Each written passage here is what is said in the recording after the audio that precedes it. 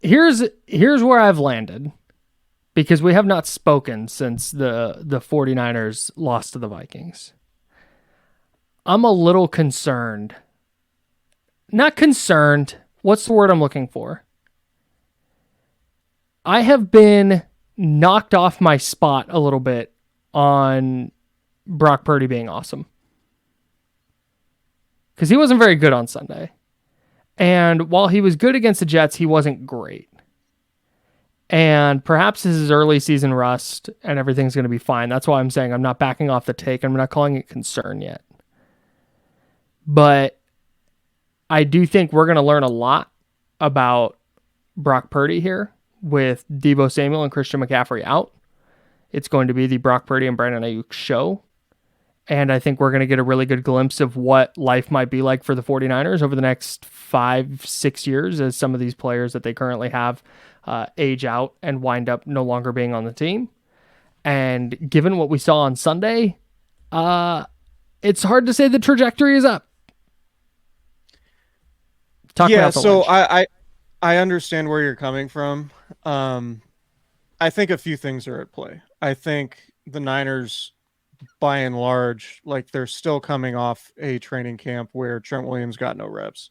Mm-hmm. And Trent Williams looked really rusty in Minnesota. And I think Brandon Ayuk looked better week 2 than he did week 1 after rewatching the game, but it doesn't seem like the chemistry's there. But honestly, I think those are probably 2 smaller factors compared to Christian McCaffrey's absence, because we saw what Christian McCaffrey's impact is before and after the trade 2 years ago, right? And we saw just what the Niners offense was and Brock Purdy was when he had Christian McCaffrey.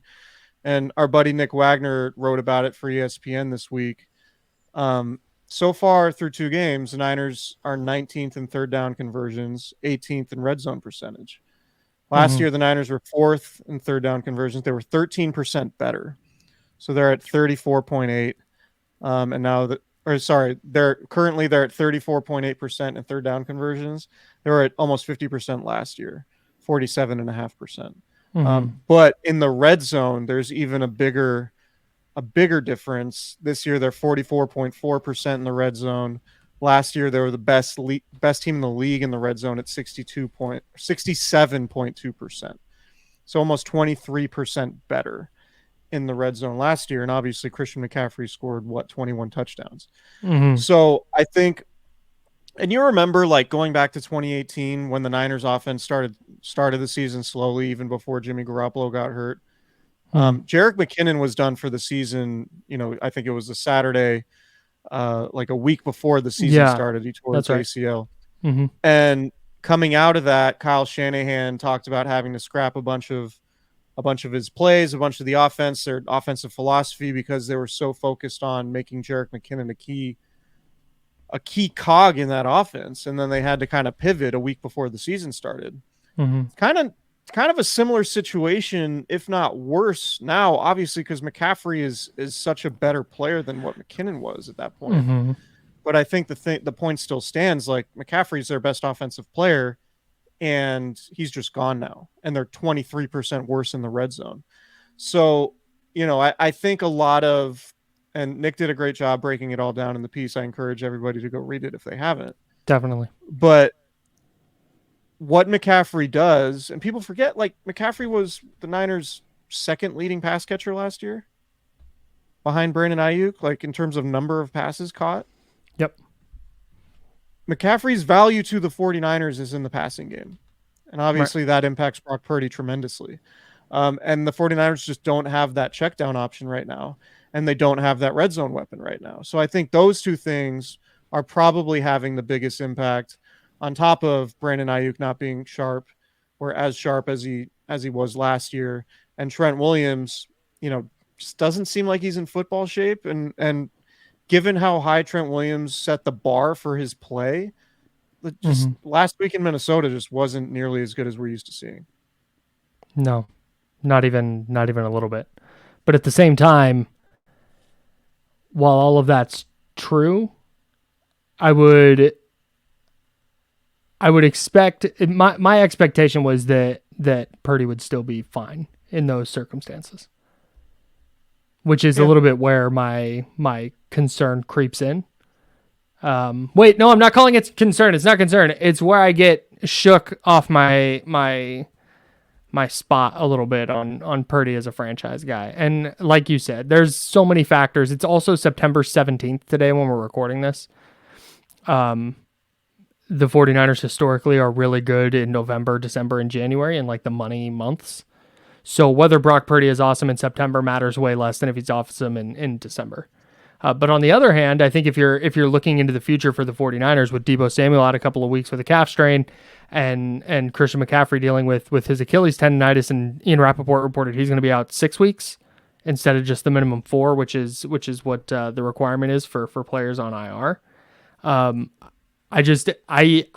believe that we're going to learn a lot about Brock Purdy and where he is as a quarterback and who he is as a quarterback over the next 2 or 3 weeks.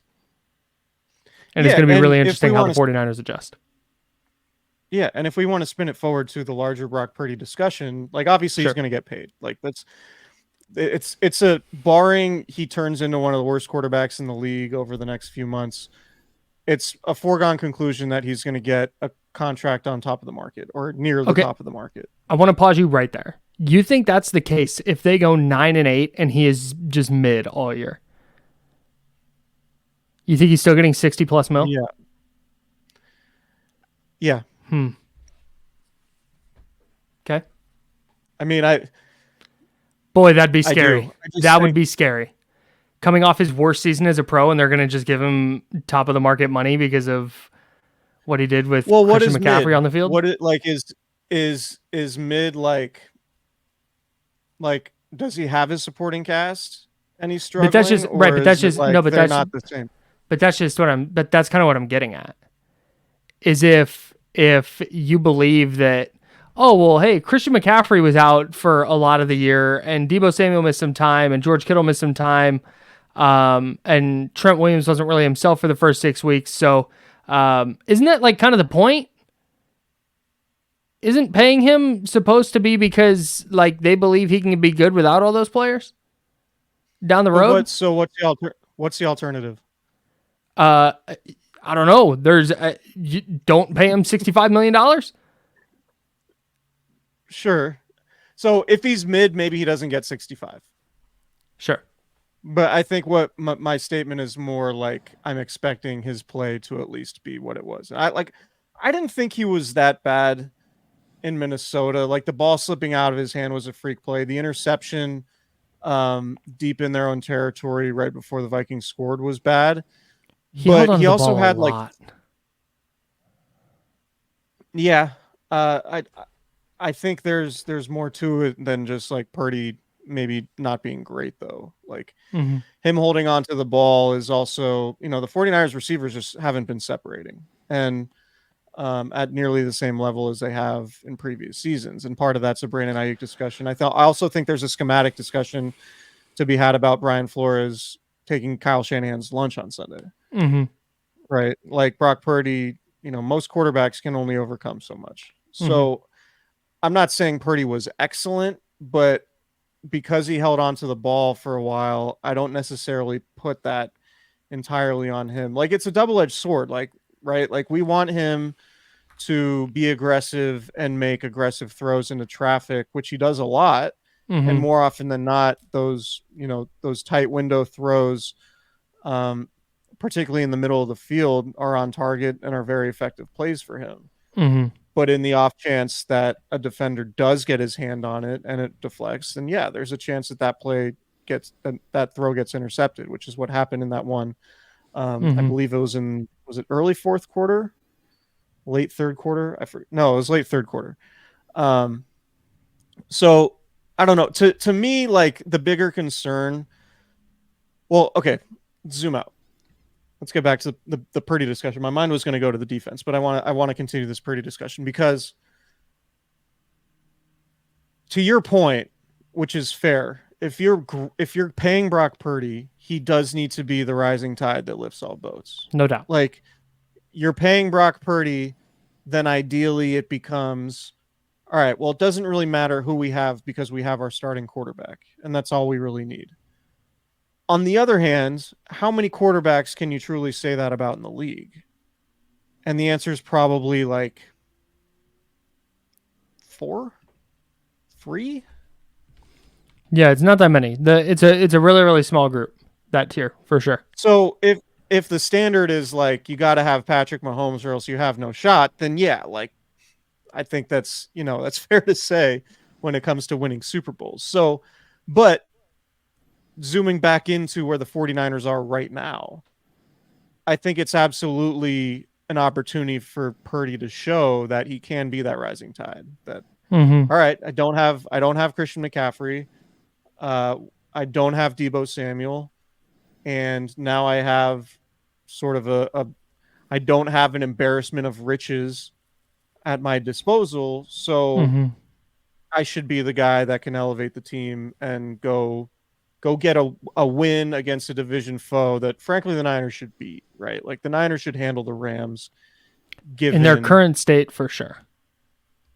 and the Rams over the years have been kind of a get right team for the Niners. And like Mm-hmm. how many it feels like it's happened a handful of times the last 3-4 years when the Niners have had a bad loss and then they get the Rams and it's like, oh, they beat the doors off them because for Yeah. whatever reason the Rams bring out something in the Niners. So I think there could be an element of that on Sunday too. But yeah, I mean, this is why you don't trade Brandon Ayuk, right? Like friend of the show, Tim Kawakami tweeted like, could you imagine if the Niners traded Brandon Ayuk in the offseason for a couple of mid-round picks? And then they're then in the situation without Christian McCaffrey and Deebo Samuel. Oof. And Jawan Jennings is their number one receiver. Oof. Well, hey, No, that's why you got no Terrace Marshall on the disrespect to practice squad. Great point. No disrespect to Jawan, but the Niners would be in a bad way if that were the case. Yes. No doubt. So, and this is also kind of the argument for the Ricky Pearsall pick too. Yeah. But obviously he's not available for entirely different reasons. Sure. 2 more weeks. Yeah, we'll see. Very, very interested to see how Pearsall, how his workload ramps up, how game ready he is. Mm-hmm. Like this guy hasn't played an NFL snap, didn't play in the preseason, and barely practiced, and still has a shoulder issue. I'd be sort of surprised if he sees the field this year. I mean, if there was ever a situation where it would be like totally understandable to be like, yeah, it's just going to be a redshirt year for you. Like this would be it. Because okay, let's call it let's call it week 5. This is a totally separate conversation. We're on a tangent now. But let's call it week 5 that he comes off the NFI, the non-football injury list. He's back in practice that week. I mean, he needs probably 2 weeks just to get back into playing shape? Maybe more? Was he ever in playing shape? Right, because your 6th wide receiver is not getting a ton of reps in practice. Or 7th wide receiver, I guess it would be. So he needs a couple, 2-3 weeks to get into playing shape, and then once he's in playing shape, who's he playing over? And he might wind up returning punts if Cowing can't hold on to the football, but that's a separate thing. It just wouldn't shock me if he doesn't play much this year or at all. Well, also, like, we don't really know the shape of his shoulder, right? Like, remember with Reuben Foster, I think this is a different injury. Reuben Foster kept having stingers. Mm-hmm. With Pearsall, it's been it's been popping out of its socket. That's crazy. Like, he could have a shoulder injury, and then it's like, all right, so, he comes into a game, takes a bad hit, his shoulder's in a bad way, and then it's like, all right, well, maybe we just shut him down for the season then. Like, that wouldn't surprise me if it to get to that place. But we are putting the cart in front of the horse. We got some time to figure out the Pearsall stuff. In terms of Deebo Samuel now being out and what the 49ers offense looks like, to me, this feels like a Jacob Cowing opportunity. Like, this is why you drafted him. You didn't draft him to. I mean, you drafted him to basically replace Ray McCloud, but like we saw Monday night, Ray McCloud was getting a lot of burn with the Falcons. Wearing number 34? Yeah, What is that? it's not the NBA. It's not a basketball game. You can't have receivers wearing 34. What? I don't know. It's Ew. frankly, Kyle, frankly, it's unacceptable. Hold Arthur It is. Blank's feet to the fire. But no, like with the Niners needing somebody to make plays on offense, to me, like this is Jacob Cowing's opportunity because he can do the gadget stuff. He can do the reverses. He can do the bubble screens. Like he's obviously not going to be Deebo Samuel, but like use him. I would Yes. rather see I would rather see Jacob Cowing be tried in some gadget plays because of the way he can run and Yes. how good he is with the ball in his hands than them try to like get 5 catches out of Ronnie Bell. Dude, and honestly, and with Jacob Cowing as well, I think he showed enough in the preseason and I think he showed enough in college that if you get him those couple of touches, it forces defenses to respect it. When Ronnie Bell goes in motion in that like jet motion, nobody flinches. Nobody cares. Right? Like it's not and that's just what happens. Go watch it. Like Deebo goes in motion, you're watching linebackers and safeties and corners. Everybody's pointing at each other, moving around. Like, hey, where? Keep an eye on number one. When Ronnie Bell does it, nobody moves. It's not impactful. So, I'm with you there, man. I would love to see Jacob Cowing get a couple of design touches.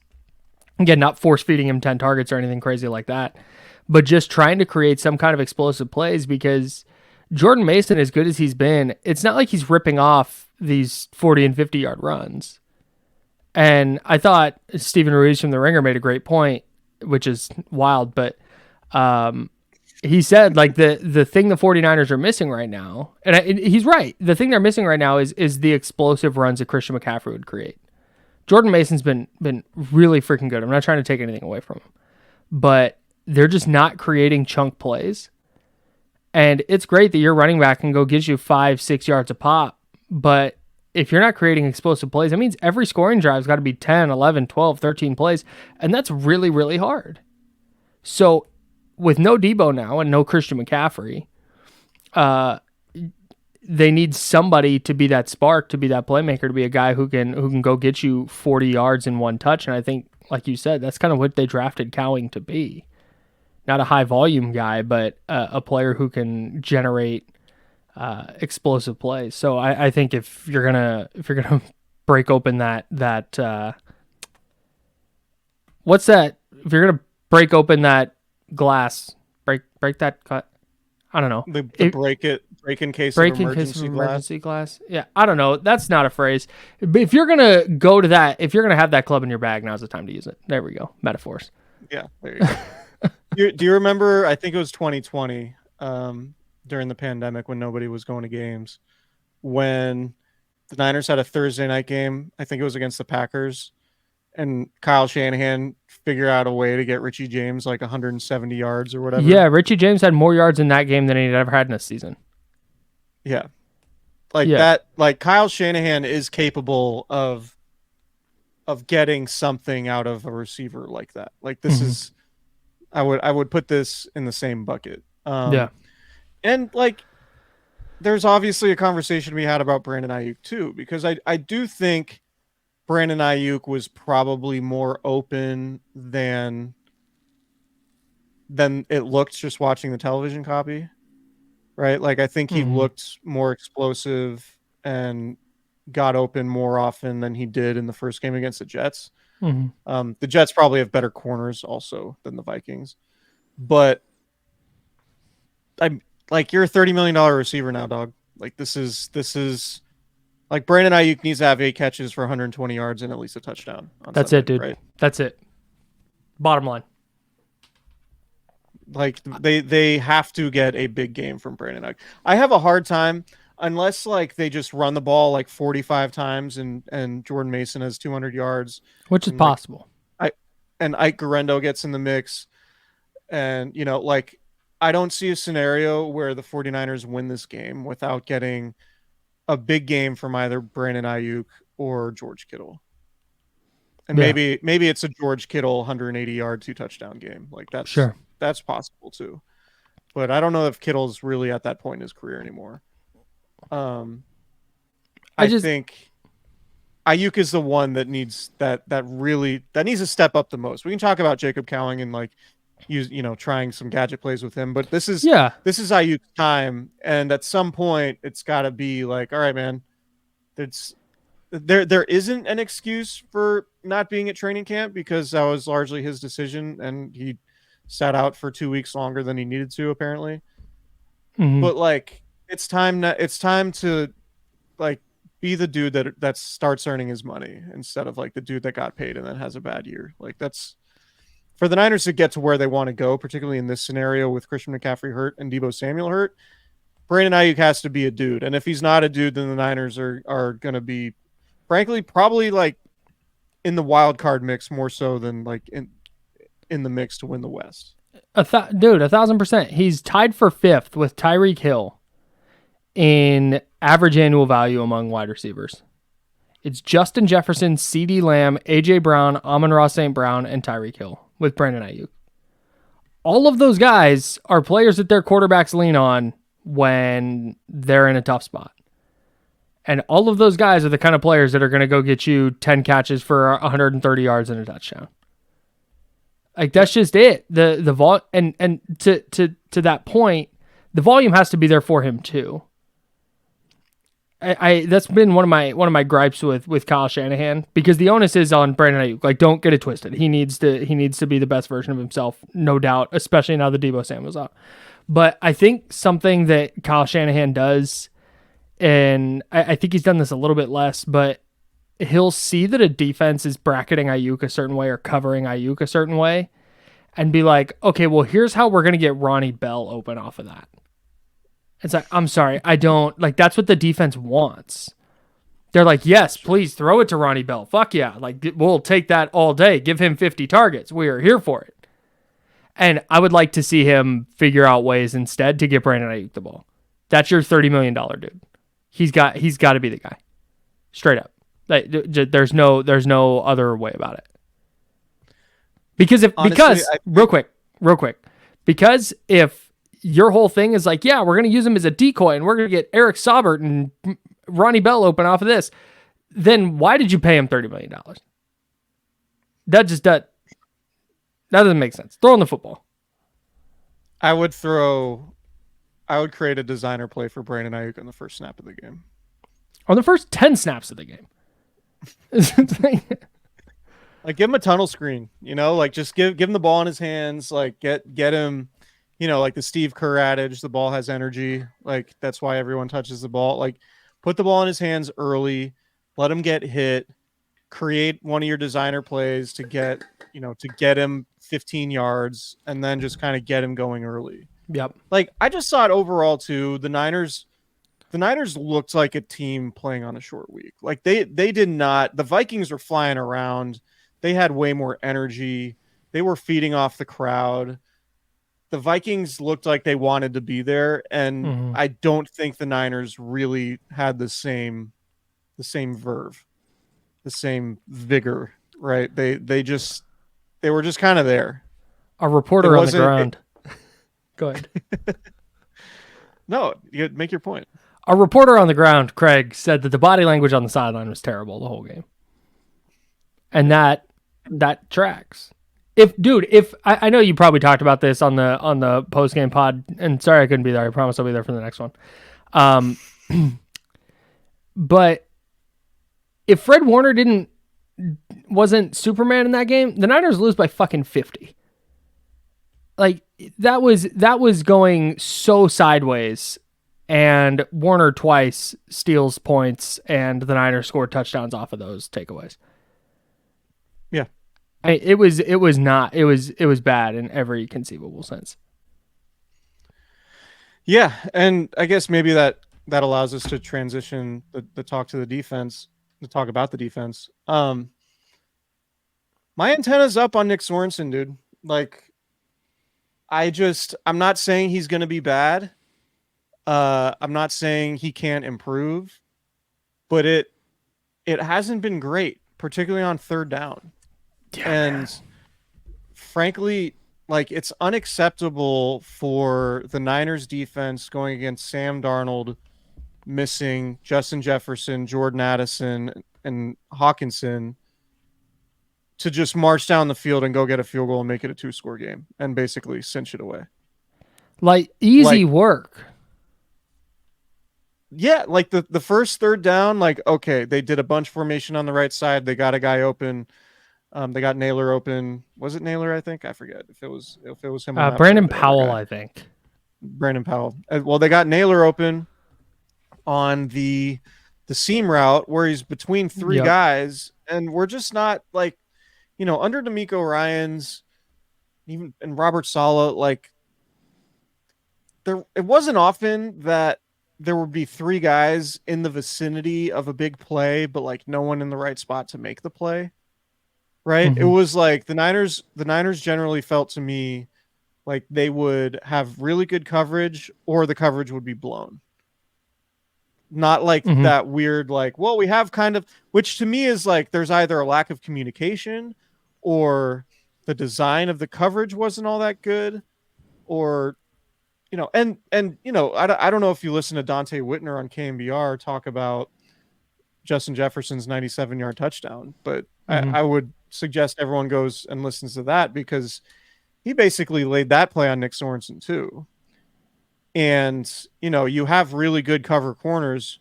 I think I saw somebody say Justin Jefferson didn't have any catches when he was covered by Lenore or Trevarius Ward. Obviously, he was being covered by George Odom. Like, you just can't have safeties covering the best receiver in the league. Right? And you can't. There was another third down that he was passed off to a linebacker on the inside. It's like, I get you have zone principles and things like that, but it's the best receiver in the league. Anyway, point being here, Nick Sorensen hasn't been great yet, and maybe he improves and gets better. And maybe we remember Robert Saleh kind of like 2018, his second season. There was a lot of discussion about Robert Saleh's job when the defense was struggling. Robert Saleh turned out to be a really good defensive coordinator. D'Amico Ryans went through it a little bit early on in his tenure as defensive coordinator, and then the Niners pretty quickly turned that around. But my antenna's up. Like the Niners' third down defense has been bad the first 2 weeks. Full stop. Yep. Like 6-10 against the Jets, with 7-12 against Minnesota. Not being able to get off the field. Like, I thought the Niners were going to win the game. I thought, it's a 1-score game. All they need to do is get a stop here. Justin Jefferson's out. They're going to come out with a little bit of energy. Their hair's going to be on fire. They're going to get a stop, and then they're going to go down and score and win the game. And they'll finally – I had the thought, like I almost sent out the tweet, like, are they finally going to end this streak of being down double digits in the fourth quarter? They're 0-1,000,000 since Kyle Shanahan's been head coach of coming back to win these games in the fourth quarter. And at some point, that streak is going to end. They're going to have a double-digit comeback. And it felt like for a second after Mason scored that touchdown that they were going to do it. And then Sam Darnold just marches them right down the field, converts 2 3rd and longs, and they kick a field goal to make it a 2-score game and put it away. That's just unacceptable from a championship level defense. I'm sorry. Like, it's one thing if you do that against, the Chiefs or Bills or the Ravens or whatever, with an elite quarterback who has some weapons. You can't do that against Sam Darnold and his 3rd and 4th receivers. Sorry. You just can't. Nope. It's also worth noting that all 3 of those, Darnold went 3 for 3 on third downs on that drive. There was the 3rd and 7, and they weren't short either. Well, 2 of them weren't. There was the 3rd and 7. That was Brandon Powell. That was where they had that bunch formation, and I think it was Trevarius Ward and Isaac Yiadom had their miscommunication on who was supposed to go where. They also had a miscommunication on Naylor's touchdown, where he was wide open. Way too easy.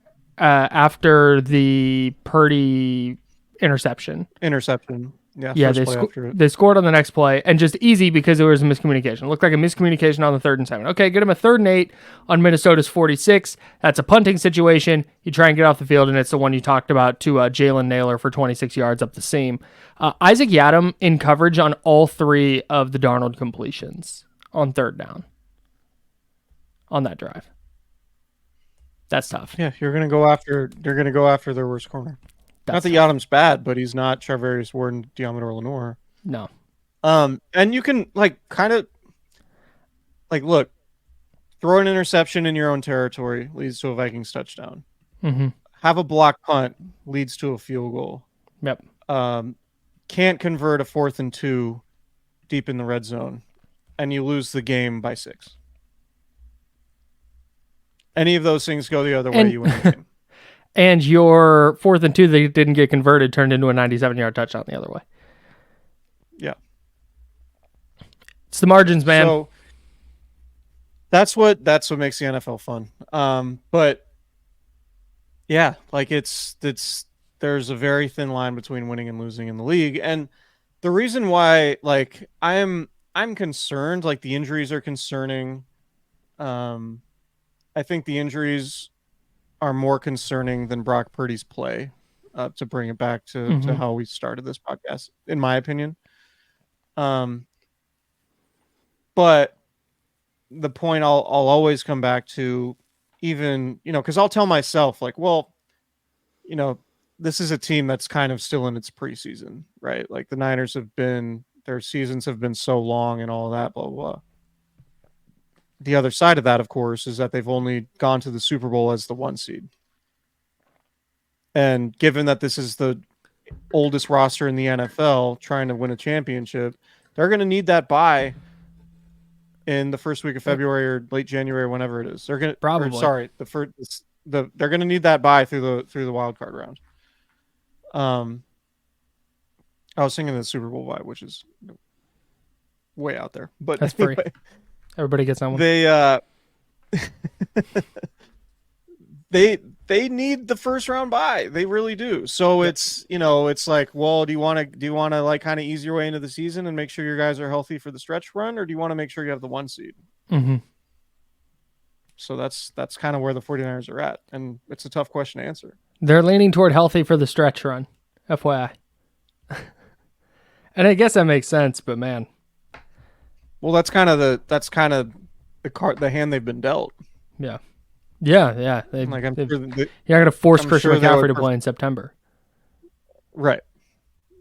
And two more guys that got to step up real quick with Deebo Samuel out. I don't know if he has to step up because he's been pretty good, but they got to keep feeding Juwan Jennings. I feel like every time Juwan Jennings touches the ball, something good happens. He's going to break a tackle. He's going to get a first down. I'm here for Juwan Jennings touches. And then this has to do with what you were talking about with the defense and their 3rd down struggles. Leonard Floyd's got to be better, dude. The Niners offense is just not going to be as potent as it was last year. That's just full stop. As long as there's no Deebo Samuel, no Christian McCaffrey, they're just not going to be as good offensively. They can still be fine. They're just not going to be elite like they were last year. And that's okay, because being that, again, was going to be really difficult. So they have to adjust the way they're going to win games here. And I think you're going to see more kind of slugfest like the one we saw on Sunday, where Leonard Floyd forgot he was on the team. I completely forgot Leonard Floyd played for the 49ers. He just didn't do anything. And they're already thin at edge. I thought Yetur Gross-Matos was good, but Leonard Floyd, he was non-existent. And if they're going to be effective on defense to kind of pick up some of the slack for what the offense is lacking, he has to be better than he was on Sunday. Just straight up.